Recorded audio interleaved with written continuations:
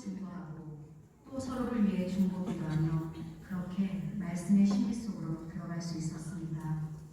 화요일 아침 그 시간이 너무너무 기다려졌고 이제는 하루 중에서 가장 소중한 시간이 큐티하는 시간이 되었습니다. 큐티를 통해 주님과의 진짜 친밀한 교제가 이루어지기 시작한 것입니다. 오늘 주시는 말씀을 받고 기도하며 읽기를 여러 번 하다 보면 어느 순간 그 말씀이 하나님의 사랑으로 제게 다가왔습니다. 그래서 또 주님과 울고 싶고 하루는 큐티를 하다가 주님이 너무 좋아서 엉덩이 춤을 추었던 적도 있습니다. 아무도 없었으니 다행이지 누가 봤다면 미친 거 아니냐고 했을 것 같습니다. 그렇게 말씀 앞에 매일 서고 또 은혜 받은 것을 글로 적어가면서 제 삶의 모습도 조금씩 변하기 시작했습니다. 그래서 그런지 남편도 큐티한 이후 제가 참 많이 달라졌다고 합니다.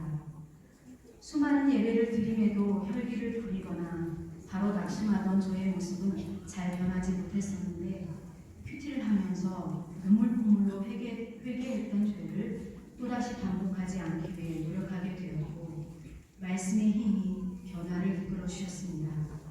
아직도 변해야 되는 것 투성이지만 그런 제 모습을 사랑으로 기다려주시는 주님 안에서 예전처럼 눌리지 않고 많이 자유로워진 제 모습도 발견합니다. 큐티 때문에 재정의 청지기 역할을 해야 함도 알게 되었습니다. 이 세상의 모든 것이 주님의 것임을 믿고 고백하자 놀라운 일들이 벌어졌습니다. 생활비를 완전히 줄였는데도 더 잘 먹고 오래된 빚들도 갚아갈 수 있게 되었습니다. 돕는 까마귀를 통해 풍성히 채우시는 하나님을 경험하게 되었습니다. 때를 따라 도우시는 주님은 참 세밀하신 분입니다. 저는 주님을 만나기 전 잘 나가던 라이브 가수였습니다. 유명 가요제에서 상도 여러 번 받고 자주 오케스트라와 함께하는 무대도 서고 뮤지컬 배우였고 시앤송 가수였으며 TV 프로도 진행했던 자존심이 자만심으로 넘어간 상태의 사람이었습니다. 하지만 수많은 고난 가운데 하나님을 다시 찾게 되었고 바울교회에 등록하게 되었습니다. 그 후 어릴 적 교회 사람들에게 들었던 너는 찬양하는 사람이 되었으면 좋겠다는 말씀이 저의 가슴을 쳤고 화려했던 라이브 가수의 삶을 내려놓게 되었습니다. 하지만 찬양의 길이 쉽게 열리지 않으며 주님은 저를 만지셨고 겸손하게 하시며 눈물의 기도를 받으시고 책 한 권 써야 할 만큼의 간증을 허락하시며 드디어 찬양 사역자라 불릴 수 있는 운반을 주셨습니다. 교회 밖에서 안펠로스 찬양단으로 찬양을 올려드린 지도 꼭 10년이 되었습니다. 바울교회 주변의 강산이 변하는 것을 눈으로 직접 보면서 찬양 드리는 은혜를 누린 지 10년. 너무 추울 때도 너무 더울 때도 있고 창피하기도 했습니다. 무대도 없으며 들어줄 관객은 그저 스치지만 합니다. 그러나 주님이 함께 하십니다. 성도 여러분, 부탁이 있습니다. 참 많은 음악인들을 전도하여 세웠지만 너무 열악한 환경과 생활부에 속절없이 떠나가고 제 가슴으로 찢겨지며 그들에게 주인이 되어갔습니다. 성도라면 가게를 꺼려하는 주님대와 세상 음악 속으로 그들이 돌아간 것입니다. 죄악이 가득한 그곳에 관심을 가져주시기를 호소합니다. 아무도 복음 들고 가지 않은 그곳의 영혼에 10년을 밖에서 찬양했다고 하지만 어른들 말씀처럼 정말 눈 깜짝할 사이에 지나간 것 같습니다. 그러니 우리가 주님께 돌아갈 날도 주님께서 오실 날도 그렇게 멀지 않은 시간에 도적같이 닥칠 것입니다. 그때가 되면 이 땅에서 추구하던 모든 것, 돈, 명예, 권력 다 놓고 떠날 합니다. 얼마 전 큐티 말씀인 요한계시록에서 보았듯이 주님과 함께하는 영원한 나라는 이 땅의 것과는 비교할 수 없는 황홀한 곳일 것이 분명합니다. 이 땅의 것은 아무리 좋은 것도 가져갈 수 없는 그곳. 다 놓고 가야 하지만 오직 한 가지 잃어버린 영혼을 주께 돌아오게 한 그 성적표는 주님께 내어놓아야 하지 않겠습니까? 부디 가난한 자, 소외된 자, 낮은 자, 어둠에 사로잡힌 자를 주께 돌아오게 하는 일, 낯선 땅에서 눈물을 흘리는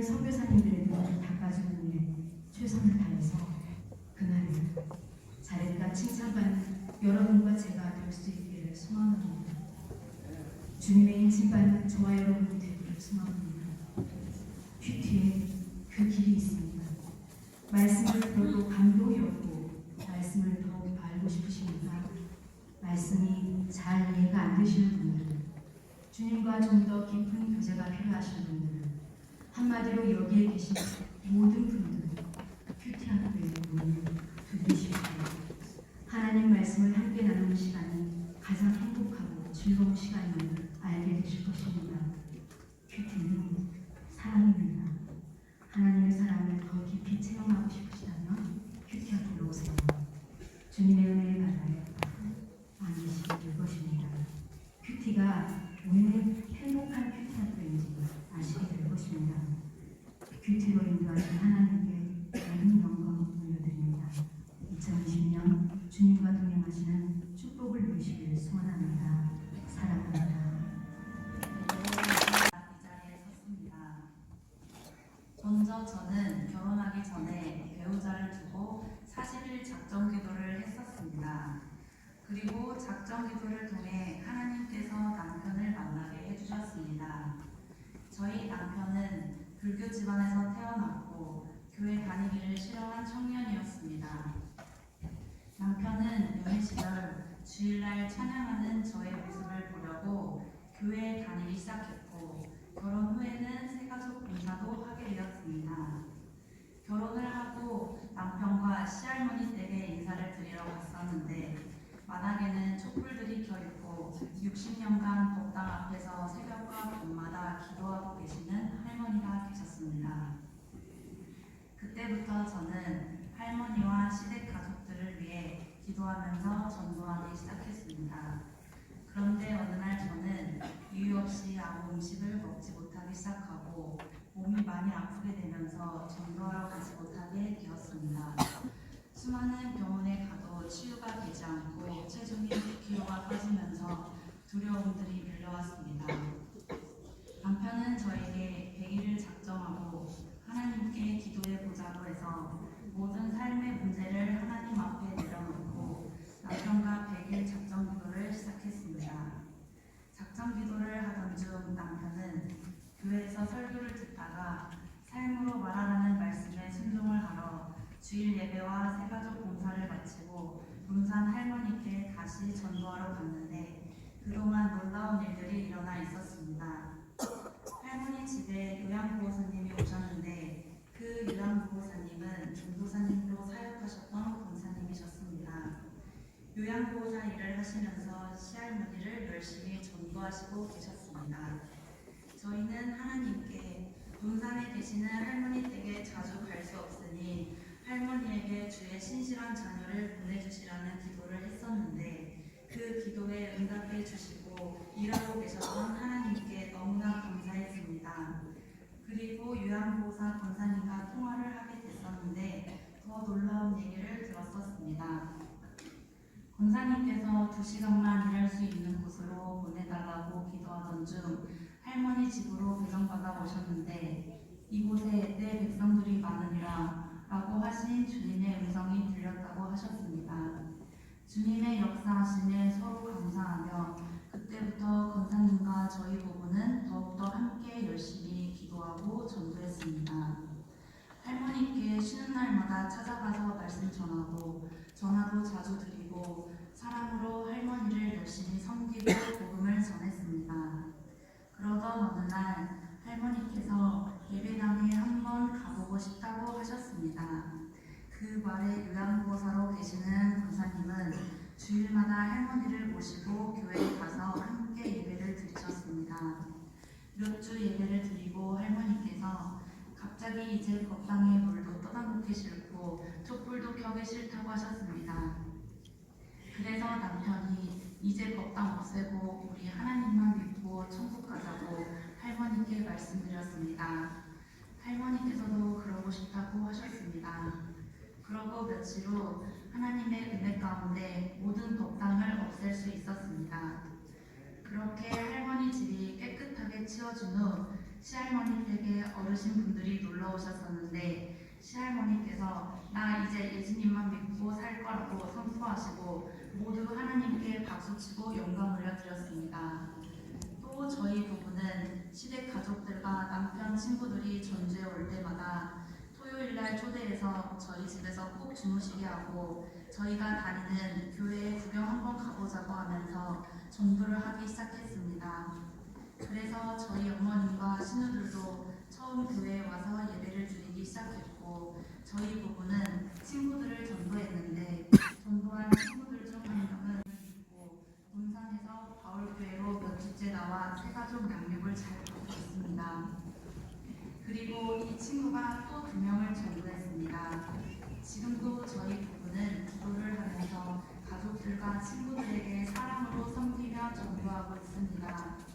저희 남편은 교회를 다니면서 내가 새가족 봉사는 좋아서 하는 거지만 하나님의 살아계심을 모르겠다고 종종 말을 하곤 했었는데 하나님께서 올 한 해 그런 저희 남편을 인격적으로 만나주시고 100일 작정 기도를 통해 주님의 살아계심을 느끼게 해주셨습니다.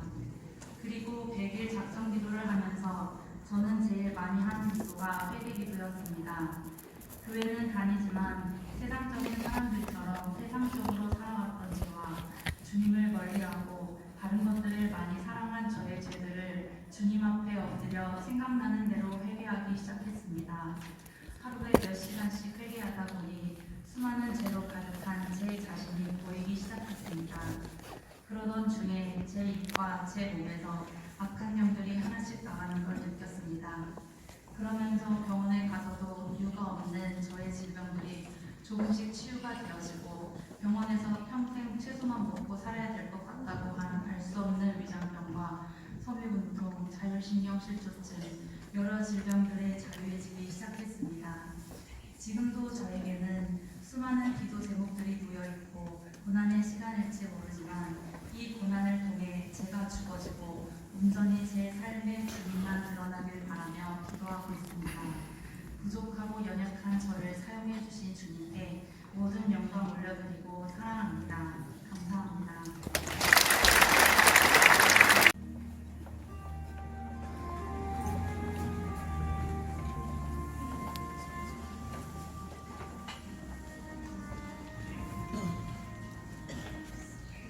할렐루야. 오늘 송구영신 예배 나오시는 우리 모든 성도님들 주님의 이름으로 축복합니다. 한 해를 마감하는 또 한 해의 첫 시간을 하나님 앞에 예배함으로 드려가는 우리의 중심을 하나님께서 기억하시고 내년 한 해도 하나님께서 우리 삶 가운데 크신 은혜로서 함께하여 주실 것을 확신하는 오늘 이 시간이 되기를 소원합니다. 올 한 해 우리의 삶 가운데 함께하셨던 하나님을 추억하면서 또 우리의 삶에 우리로서 이루어진 것이 하나도 없고 오직 주의 은혜로만 다 이루어졌음을 우리가 찬양으로 고백하며 또 함께 기도하기를 소원하는데요. 우리 주의 은혜라 우리 함께 찬양하셨습니다.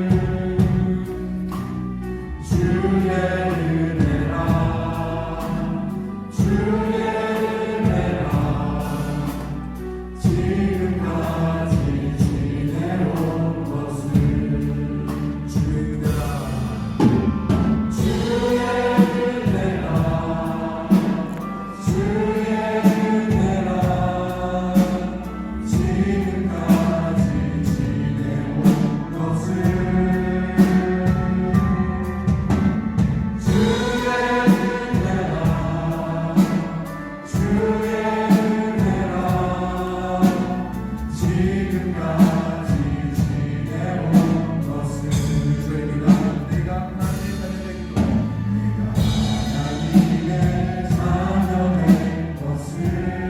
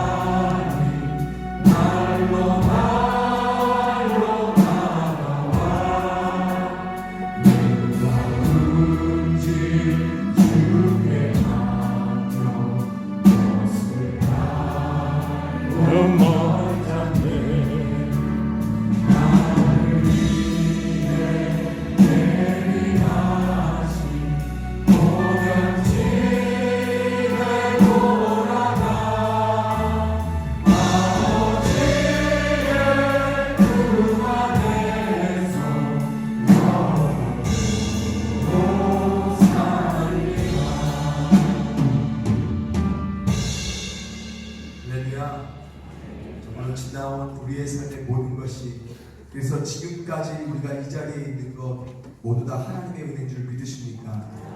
그럼 우리가 찬양으로 고백했던 것처럼요, 정말로 주님의 은혜로 살고자 하는 자는 영원히 주님 붙잡고 사는 줄 믿습니다. 늘 주님 사모하는 그 마음이 내년 한 해도 우리 성도님들 가운데 더 충만하기를 소원하는 마음을 가지고요, 우리 좀 힘있는 찬양을 하도록 하겠습니다. 내 진정 사모하는, 우리 함께 박수.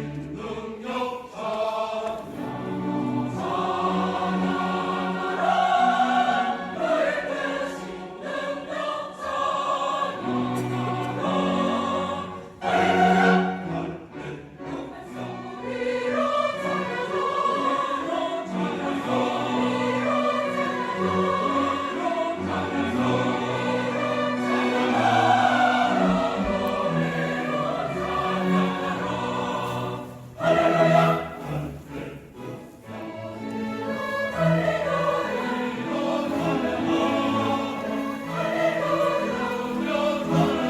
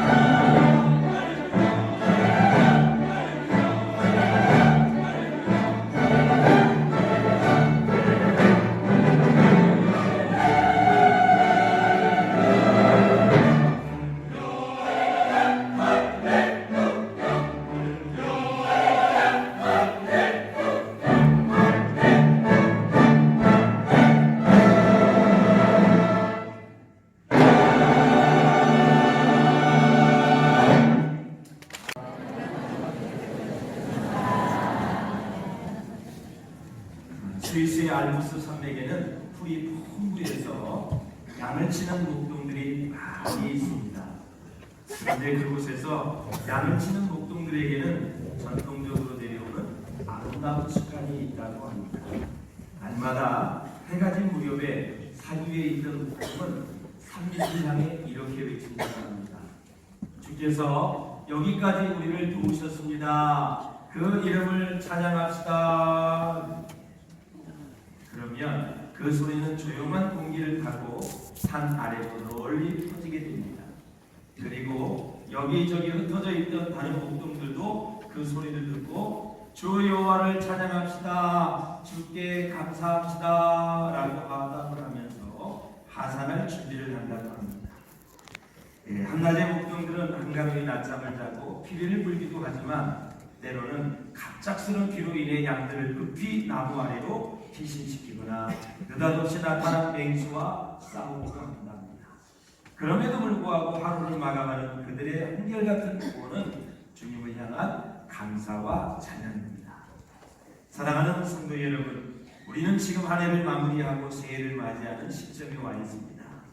여러분 한 분 한 분은 지금 어떤 마음의 자세를 가지고 새해를 맞이하고 계시는지요? 인생은 해석이다라는 말이 있습니다. 지금 내가 어떤 마음가짐과 자세를 가지고 인생을 해석하느냐에 따라 저와 여러분의 인생이 달라지는 것입니다. 2019년 한 해를 우리가 감사하는 마음으로 인생을 긍정적으로 해석을 하면 하나님께서 저와 여러분을 1년 내내 축복해 주시고 보호해 주신 것이 감사하게 될 것입니다. 그러나 부정적으로 해석을 하면 원망과 불평과 탄식 속에 빠질 수밖에 없습니다. 따라서 저를 한번 따라서 했으면 좋겠습니다. 하나님 감사합니다. 하나님 아버지 감사합니다. 여기까지 지켜주시고 보호해 주신 것을 감사합니다. 보호해 주신 것을 감사합니다. 아멘. 오늘 본문 사무엘상 7장에 보면 엘리 제사장의 은퇴와 새로운 신진, 바로 사무엘 선지자가 등장합니다. 요즘 말로 하면 세대 교체가 이루어졌습니다. 하나님은 엘리 제사장 통치 시대에 엘리 제사장을 도와주지를 않았습니다. 오히려 그 제사장을 외면했습니다. 전쟁에서 실패하게 했습니다. 하나님의 법궤까지 블레셋 원수들에게 빼앗기게 만들었습니다. 그래서 여호와의 영광이 떠나는 이가보 시대를 맞이하게 되었습니다. 이 지도자가 이러니 백성들이 고달픈 인생을 살게 됩니다. 하나님을 떠나 우상을 숭배하게 되지요.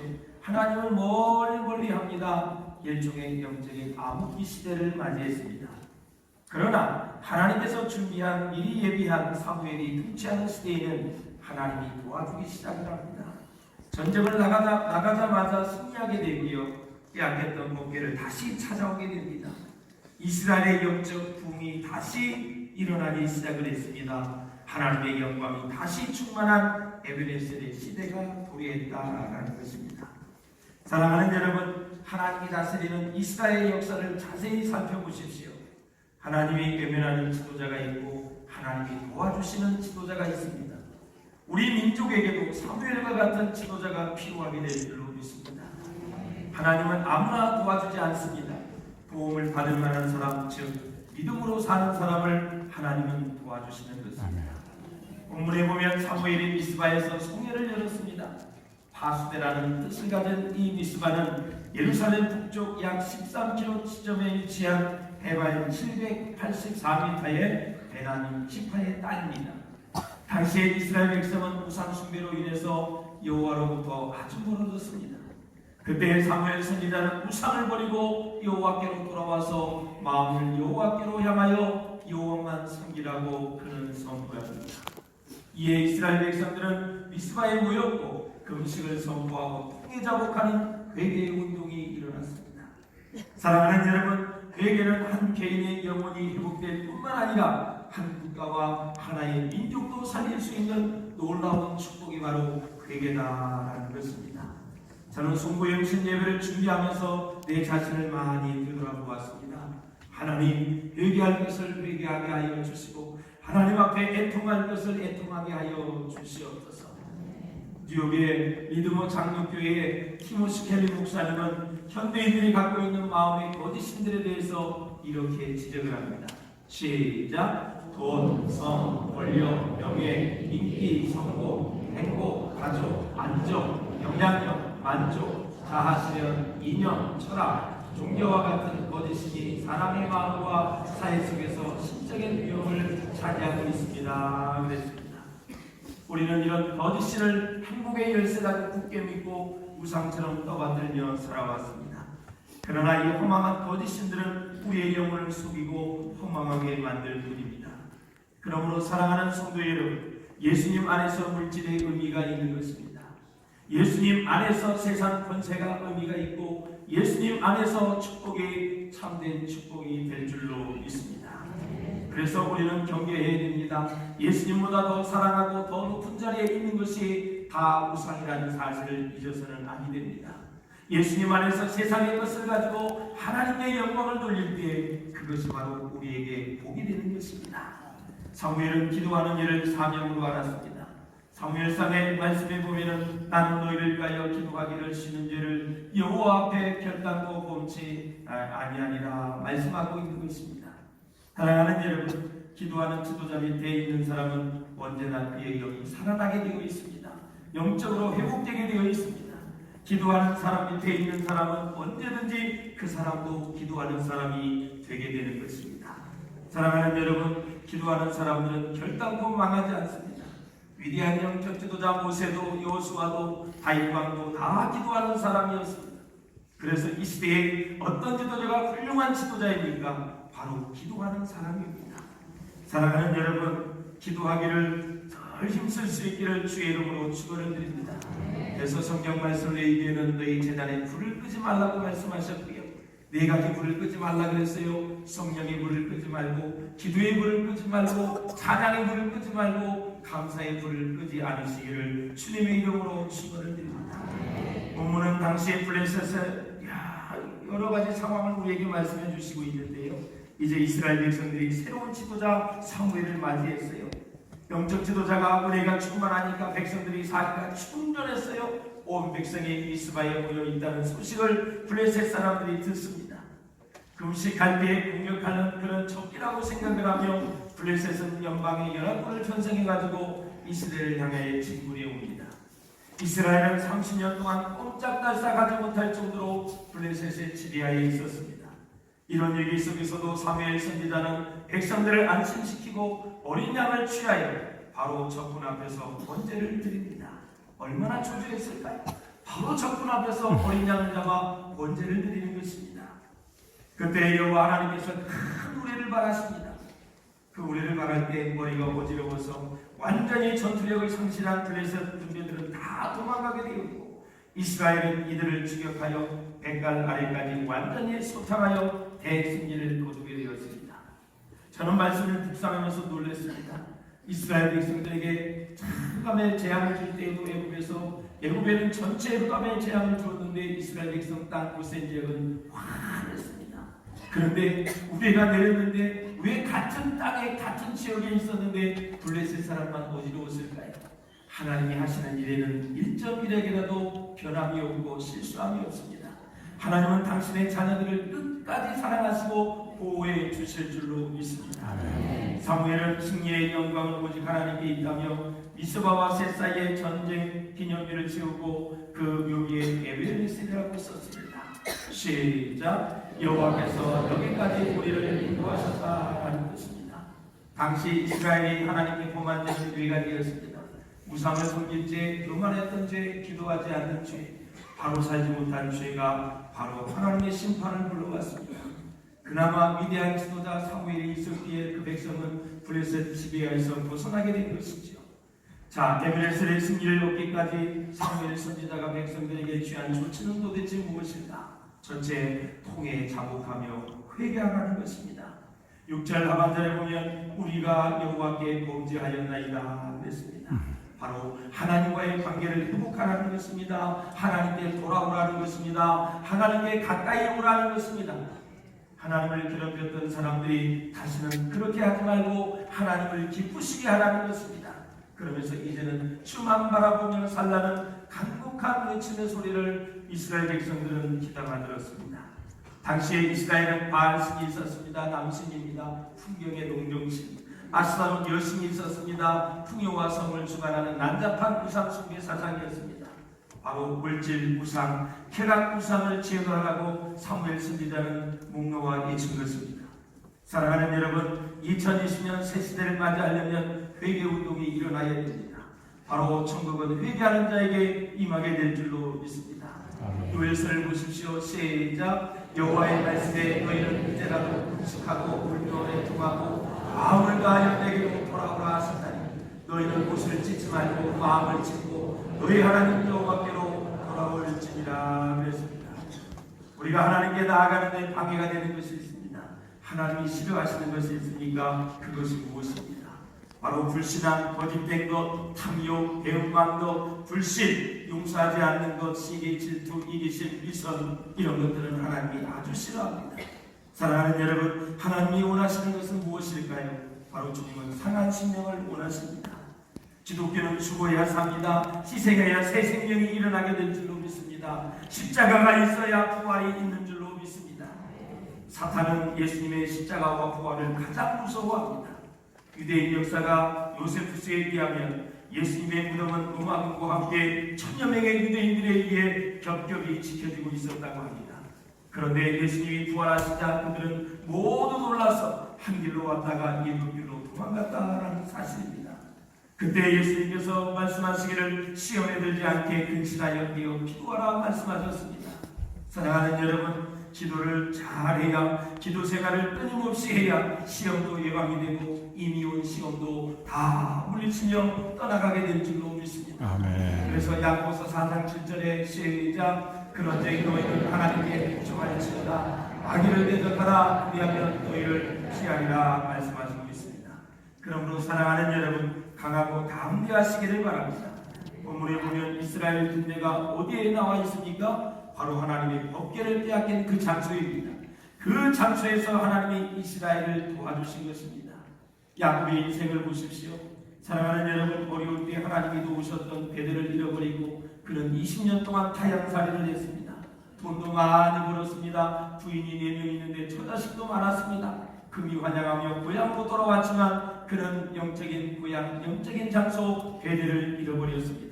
그러다가 큰 시험을 당합니다. 집안의 수치와 비밀이 찾아옵니다. 다시 그는 배들로 올라가 그의 인생의 영적, 육적, 물적 다 회복되는 그런 모습을 우리가 봅니다.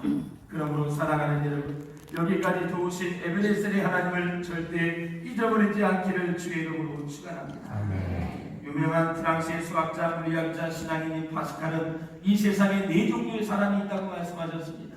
첫째, 하나님이 없이 사는 불행한 사람. 이 사람은 죽어 지옥에 가고 하나님의 은혜를 모르니 감사와 찬송이 없는 사람입니다. 둘째, 하나님을 찾고 있는 사람입니다. 찾고는 있지만 아직 못 찾았습니다. 만나지 못했어요. 그러니 외로운 사람이고 괴로운 사람입니다. 셋째, 하나님을 만난 사람입니다. 참 행복한 사람이죠. 더 행복한 사람이 있습니다. 하나님을 만나고 하나님께 감사하는 사람이 최고의 복을 받은 사람이다 얘기하는 것입니다. 사랑하는 여러분, 러시아의 놀라운 정말 훌륭한 문호 솔제니친을 잘 아실 것입니다. 러시아의 공산혁명이 한창 진행 중에 있을 때 그는 아직 어린 나이였습니다. 1920년대에 그 공산혁명이 일어날 때이었습니다. 러시아는 50년 동안 6천만 명이 살상을 당했습니다. 그래서 이 솔제니친은 어렸을 때부터 왜 이렇게 끔찍한 일이 러시아에서도 계속해서 일어나게 되었는가 궁금했습니다. 평생 40~50년을 그것만 연구했는데 1983년 미국의 템플대 대학에서 그는 강연을 하면서 마지막 결론을 이렇게 내렸습니다. 시작. 나는 끔찍한 공산혁명이 왜 러시아에서 일어났는지 생각했습니다. 그리고 드디어 해답을 얻었습니다. 그 이유는 러시아인들이 하나님을 잊어버렸기 때문입니다. 사랑하는 여러분, 말씀을 드리겠습니다. 우리 송구영신 예배를 드리는 여러분, 여기까지 도우신 분이 하나님이십니다. 앞으로 더 큰 복을 주실 분은 바로 여호와 하나님이십니다. 일단 여기까지 도우신 하나님께 감사하셔야 됩니다. 감사하시면서 올 한 해를 잘 마무리할 수 있기를 주의 이름으로 축원합니다.